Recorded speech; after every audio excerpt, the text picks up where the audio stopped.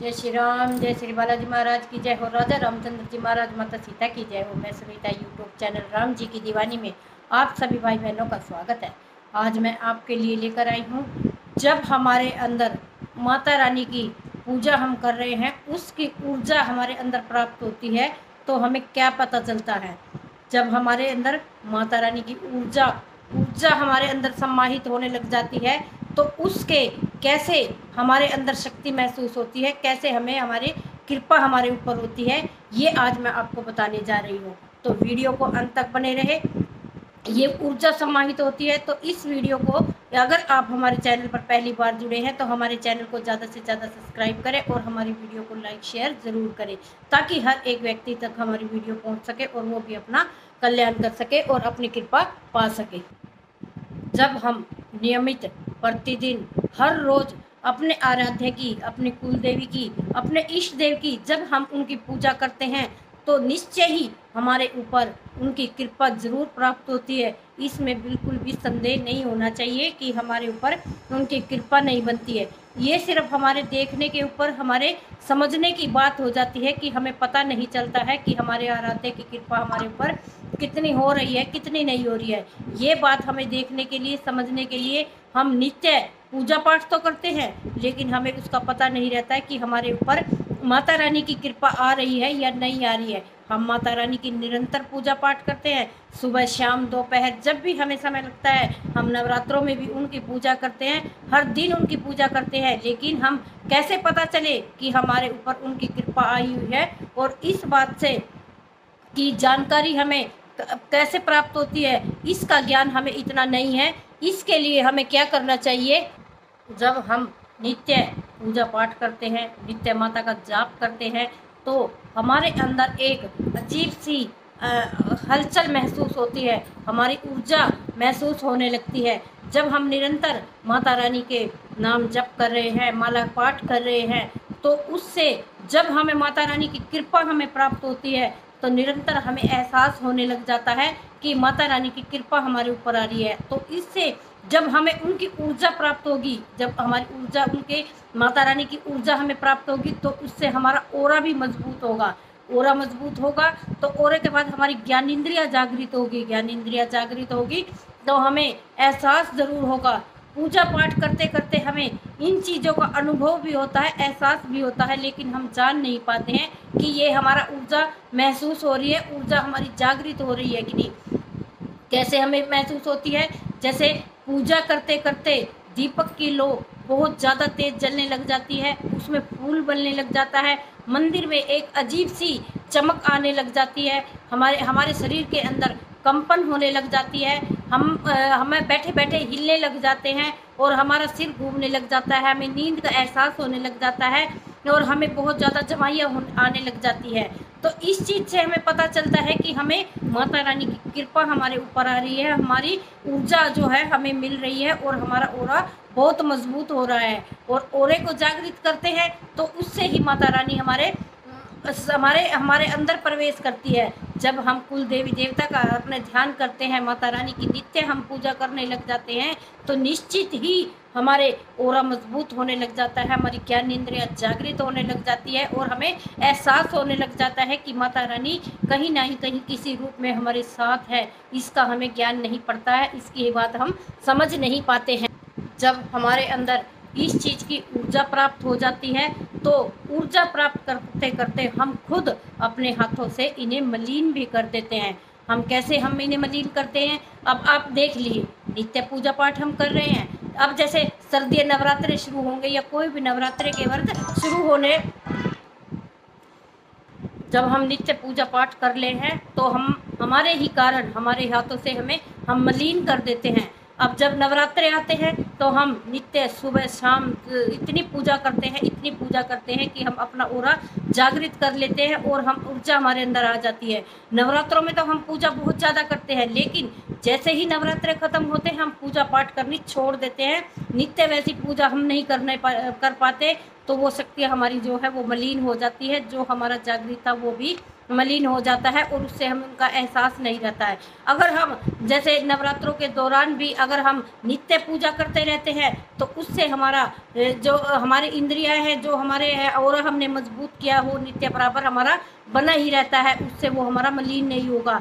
और कुछ दिन पूजा करके फिर उसको छोड़ देना, उसका एहसास भी हमें बंद हो जाएगा कि हम क्या कर रहे थे, हम क्या नहीं कर रहे थे। तो इसके लिए जब हम माता रानी की पूजा करते हैं तो पूजा करते करते हम सबसे ज़्यादा प्रॉफिट देखते हैं कि हम माता रानी की पूजा कर रहे हैं, उससे हमें लाभ मिल रहा है या नहीं मिल रहा है, हमें उस चीज़ का प्रॉफिट हो रहा है या नहीं हो रहा है, हम ये ज़्यादा देखते हैं। प्रॉफिट की चिंता आजकल हम ज़्यादा करते हैं। हर चीज़ में हम देख रहे हैं कि इससे मेरे घर में बरकत आ रही है, नहीं आ रही है, हमारा काम चल रहा है या नहीं चल रहा है, या हमारे काम रुक रहे हैं ये नहीं रुक रहा है। इस चीज़ की चिंता हमें ज़्यादा होने लग जाती है और ज़्यादा हम प्रॉफिट की तरफ भागते हैं। हम ये नहीं देखते हैं कि हमारे घर में जैसे हमारे घर में अगर कोई नेगेटिविटी है तो हमें उसका नहीं पता होता है। जब हमारे घर के अंदर नेगेटिविटी होती है तो हमारे घर के ही लोग हमें पूजा करने से रोकने लग जाते हैं, चाहे हमारी माता हो, चाहे हमारे पति हो या हमारे भाई हो, कोई भी हो, वो हमें पूजा करने से रोकेगा। जैसे हमें नेगेटिविटी का नहीं पता चलता तो ऐसे ही हमें पॉजिटिविटी का भी नहीं पता चलता है कि हमारे ऊपर कितनी ऊर्जा बनी हुई है, कितनी नहीं बनी हुई है।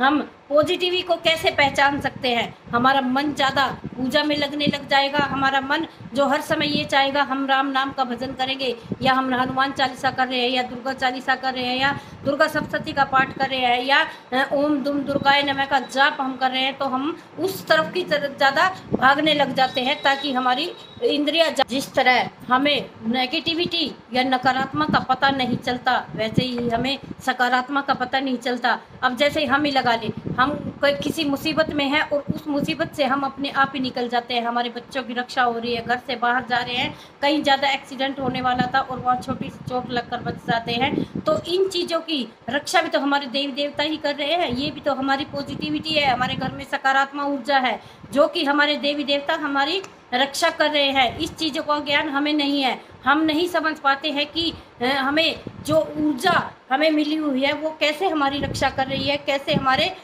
ध्यान रख रही है।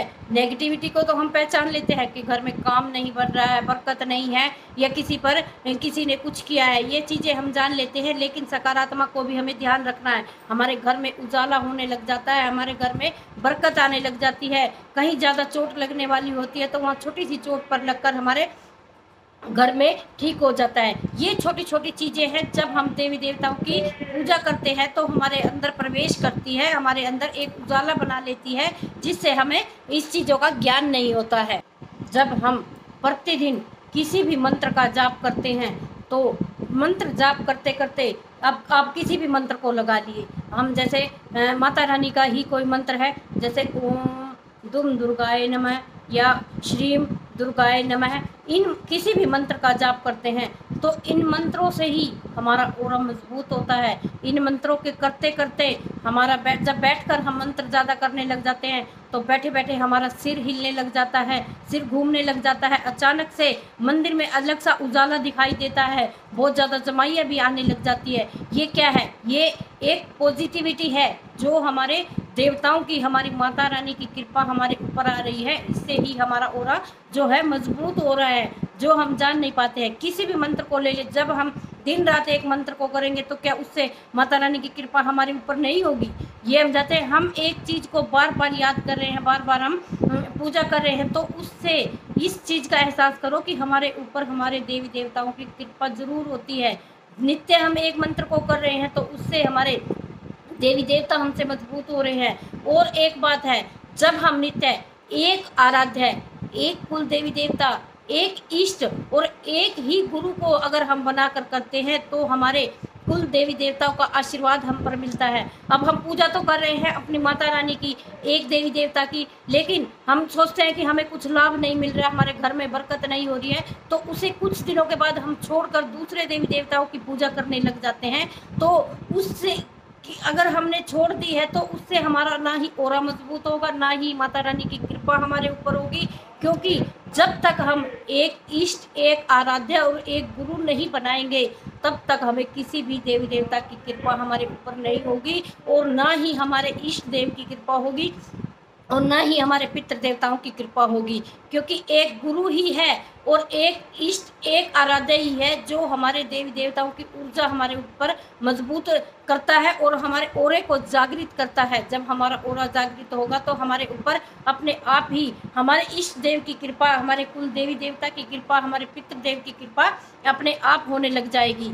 तो कभी भी अगर आप पूरा कर रहे हैं, अगर आप अपने घर में किसी भी देव देवता की पूजा करना चाहते हैं तो जब भी पूजा करें एक इष्ट बनाए, एक ही आराध्या बनाए और एक गुरु अगर होगा तो आप देखेंगे कि नित्य पूजा करते करते आपका ओरा जागृत होगा। आपके अंदर ने जो नेगेटिविटी है वो आपके घर में से निकल कर चली जाएगी। जिस स्थान पर बैठकर आप पूजा करते हैं निरंतर वो स्थान भी आपका जागृत हो जाएगा और उसमें नेगेटिविटी हटकर सकारात्मक ऊर्जा हो जाएगी और आपके घर में हर परेशानियों से निकलकर आपके घर में सकारात्मक ऊर्जा आ जाएगी। तभी हमारे ऊपर देवी देवताओं की कृपा होगी। अगर आपको हमारी ये वीडियो अच्छी लगती है तो हमारी वीडियो को ज़्यादा से ज़्यादा सब्सक्राइब करें, वीडियो को लाइक करें, शेयर करें, कमेंट में जय श्री राम लिखें। हर एक भाई बहन तक हमारी वीडियो ज़रूर पहुंचाएं ताकि वो भी हमारी वीडियो देखें। जब उनके पास पहुंचे तो वो भी अपने अंदर एक सकारात्मक ऊर्जा कर सके, आप भी वो भी अपने इष्ट देवी की और कुल देवी देवता की कृपा पा सके। तो तब तक के लिए जय श्री राम, जय श्री बालाजी महाराज की जय हो। कल फिर एक वीडियो लेकर आपके सामने हाजिर होंगे। तब तक के लिए जय श्री राम, जय श्री बालाजी महाराज की जय हो। माता रानी की जय हो। जय माता दी।